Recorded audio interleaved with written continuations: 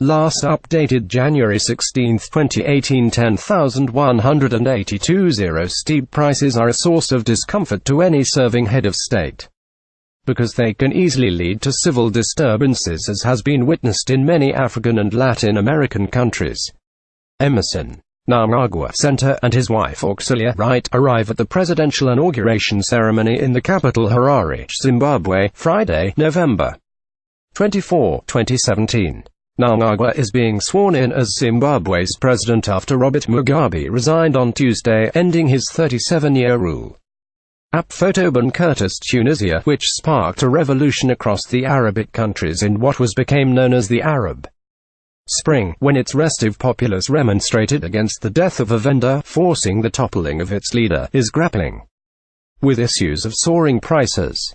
The North African country had to deal with ugly protests, resulting hundreds of arrests in a bid to neutralize the civil unrest. On these shores, Zanu PF has set up a committee led by former Commander of the Defense Forces and now Vice President Constantino Chiwenga to look into the issue of prices.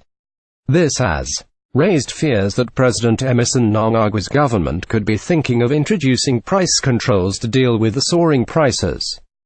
But although there is conflation between government and Zanu PF, so far this doesn't appear to be the route that government would want to take. Firstly, Mnangagwa has called for a meeting with manufacturers, wholesalers and retailers to discuss the issues of prices. This means government needs to deepen its understanding of the causes of the price madness, other than the already known fact that part of it is the acute shortage of foreign currency.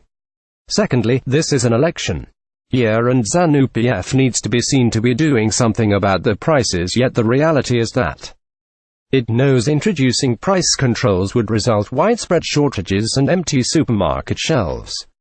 They have walked this road before and they wouldn't want to be back on it again. Lastly, Mnangagwa has projected himself as a leader who is open to doing business with the rest of the world, and so the last thing he would ever want to do is to send a wrong message to investors by being seen to be promoting command economic policies.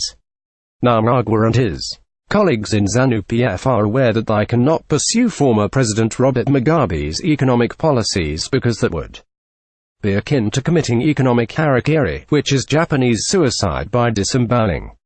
Government has a duty to create an environment which eliminates market distortions, profiteering and unjustified high prices.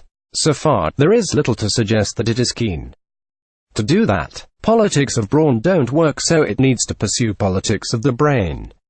Daily News. Constantino Chiwenga. Emerson Mnangagwa. Zanu PF. Previous post: David Whitehead to reopen after $2 million government injection.